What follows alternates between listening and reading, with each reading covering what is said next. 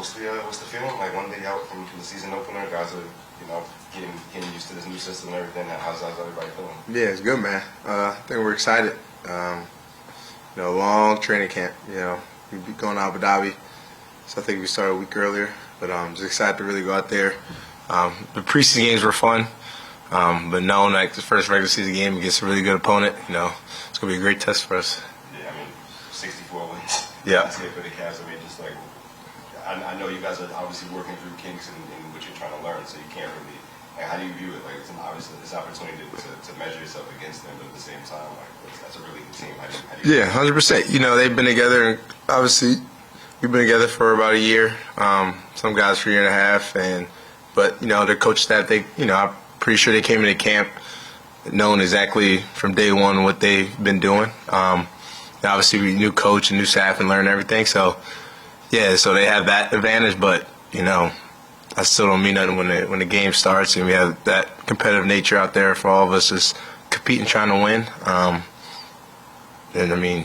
Yeah, we're excited. What did you learn about defending combinations over the years? A lot, man. A lot from Utah to Cavs to when I was in Phoenix to Brooklyn to here. Just how skillful he is.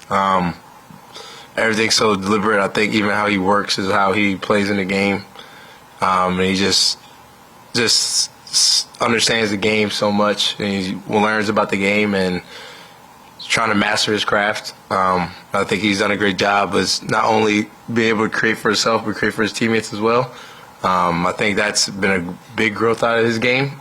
He always scored. I think even when he was in Utah, you have Ricky Rubio, even Joe Ingles, who are the guys that could come over and be more of the point guard-ish and let him just go score. But I think as he's grown to the player he is, he's been able to score and play make as well. So just knowing that three-level score, about 5'10", with a size 17 shoe.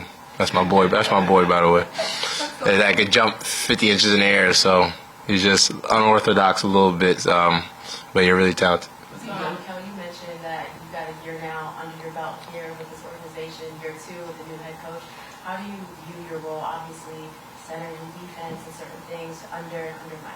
Yeah, man, just trying to lead by example. I think that's the biggest thing, and trying to understand everything we're doing, and not just for myself. I think for all the young guys that we have on our team, trying to lead for them. I think the biggest thing I take away every night, every time I try to go out there, even in practice, every single day, is trying to lead. And so the young guys, whenever they get the opportunity, they can see me go out there and play and see me get back, when I turn the ball over or if I miss a shot, don't put my head down and be upset. Just get back and, get ready for the next possession. So they know when it's time for them to come in, like, they have no excuse, you know what I'm saying? Like, I'm year 8, and a couple guys are year 1 or 2, and obviously you feel like as a vet you get away with things and stuff like that, but I try to keep it a standard where, just play hard and do everything the right way. So, if one of your leaders doing it, why can't I? So Obviously, defense was a big part of the identity last year and hopefully this year as well. But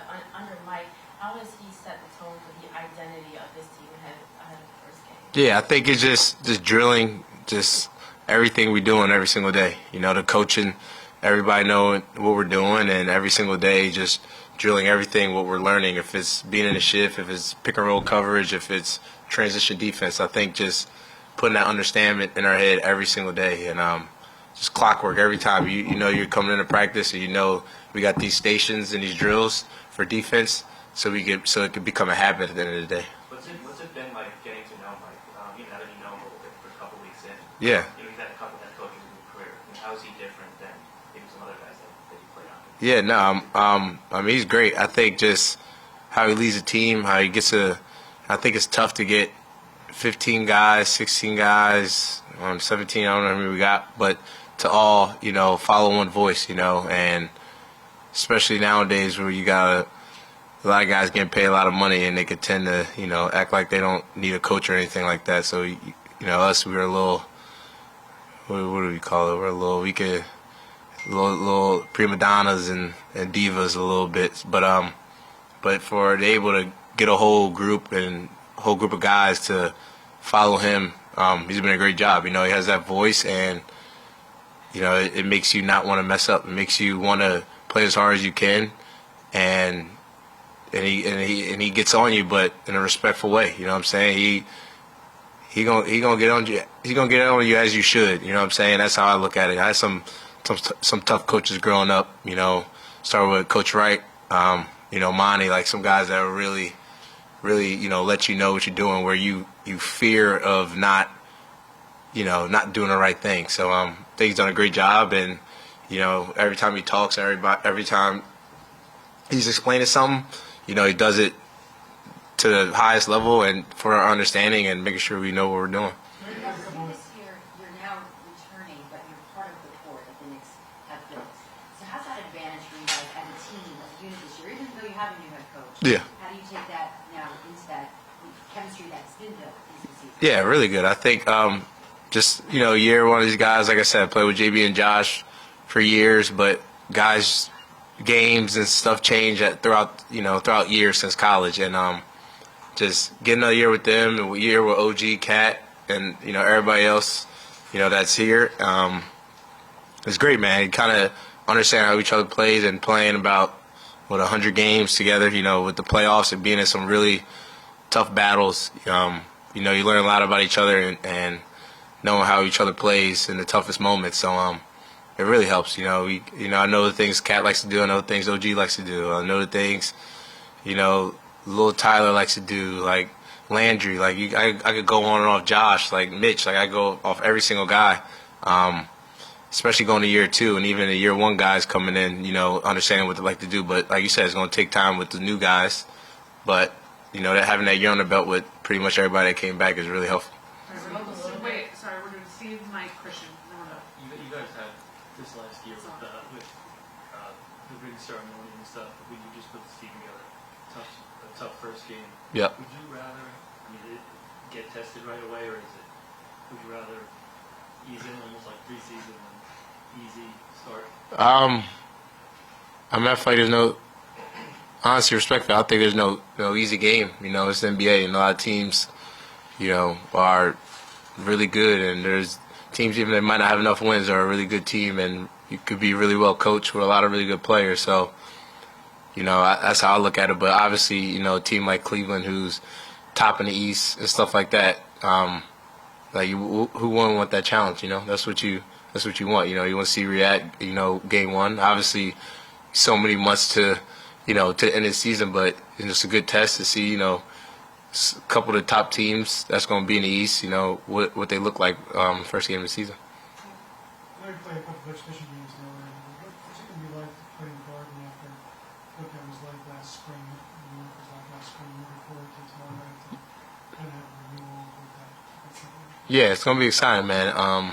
It's gonna be a fun time. I know the crowd's gonna be engaged and they're gonna be locked in, just like how we are gonna be. So, you know, I'm excited to go out there and play in front of them and go as hard as I can. Yeah, please, come on, fellas. No, I don't. I ain't never been here. Usually it's all kinds of bar set up and food. Oh, no food? No, nothing? Well, that was an easy question. How are you feeling ahead of game one tomorrow here at home? I feel great. We've been working hard, and I feel good. Yeah. Mike talked the other day about that when Mitch is hurt, that he doesn't want to go switch to Josh back and probably duplicate what Mitch does with this weekend. Kind of, you look forward to this a possible larger role this year that you could be starting games, could be starting a lot. No, whatever coach says stands. I mean, I go with his word. So yeah. Ariel, how do you see the depth on this team right now ahead of game one? With the guys who are new and returning, what is your view of how deep this team is? No, it's a good team. I mean, I see it on paper. It's a great team. I mean, everybody good, everybody ready. What I think about the depth about this team, personally, I think it's one of the best teams in the league, roster-wise, on the paper-wise. So yeah. What's the biggest difference from your vantage point and from your role you played the system last year and now Mike Brown trying to implement all this new stuff? What's the biggest difference? Just feel like ball movement. Just more ball movement. Feel like we're more together as a team, and we do more activities. Even like, I'm not even speaking on the court. I'm speaking like off the court as well. Like we're just doing more stuff off the court together, just to build some more team chemistry. So, yeah. What about all the running? You have to like prepare yourself. Like everyone said that they knew Mike was going to be playing fast. What is your off season? I play fast too. So that's a perfect match, right? Isn't it? Yeah. You're trying to get better every year. What do you want your rim protection to look like in your team? Obviously, as a player, you always want to improve each year. Obviously, I'm trying to protect my home. That's how I see it. So I'm trying to do my best this year to protect and play as much defense and the best defense I can play. Ariel, how do you embrace this high expectation? It's all positive though. How do you embrace that in your play versus looking at the pressure and how much you're starting and all the things that begin tomorrow? How do you embrace that? There's really no pressure. I mean, I've been playing pro since I'm like 15. There's no pressure. I see it like a normal, regular basketball game. Yeah. But the energy that you like to bring, especially at home, in front of the fans, who seem to acknowledge it a lot. Oh no, I'm an energy guy. So that's a perfect match. Me in New York. So. I definitely like to hype up the crowd. I definitely like to hype up my teammates. It don't matter which play it is, defensively or offensively. So yeah. Who matches you energy-wise? Last year was C-Payne. This year, I'm more of it like Yabu, Clarkson, yeah, Jalen too. He gave me hype. To Mikal, yeah, Mikal gave me hype for sure. No, it's good. We got hella international guys on the team, so it's quite easy. In terms of playing or sharing minutes with Cap on the floor, what's that combination? I don't know how many minutes you guys played together last season, but how have you guys been able to build chemistry? You guys play a lot together in practice. Like, what's that like? No, it's cool. It's good. I mean, I like it. Yeah, it's actually great. For you saw what the crowd could be like here last year, like playoff run stuff. How much are you looking forward to that tomorrow? Oh man, I missed it. I missed it across the whole summer. I mean, the fans are amazing, supporting us all the way. And I like it. I love it. Were you surprised to see Couple more. Tibbs in Boston talking to the Celtics when they got them in the second game? Oh, I don't even know what to say to that. So yeah. Do you think that anything a former coach can tell a new team can help them? Like you guys played in the second game, do you think you can potentially help them beat you guys? I mean, you gotta ask them. I mean, yeah. Ariel, what's the biggest thing that you've learned from the success in the regular season that this team has had last year, the postseason run that they had? What's the biggest thing that you learned in that year that you might want to implement or change in year two with the team? Oh, change and implement. Biggest thing that you What I learned personally is always be ready. And no matter what quarter it is, it don't matter like if you didn't play for like 2 weeks or whatever, like always be ready. Always have your head in the game, be mentally prepared, know what's going on in the game. Just don't just sit there and just watch the game, like actually log in and whenever your name is called to be ready. What part Last of your question. game do you think has developed the most from last year to this year? Excuse me? What part of your game do you think has developed the most from? I feel like my floater got great touch around the rim.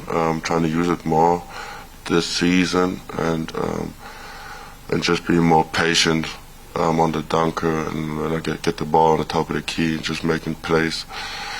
Yeah.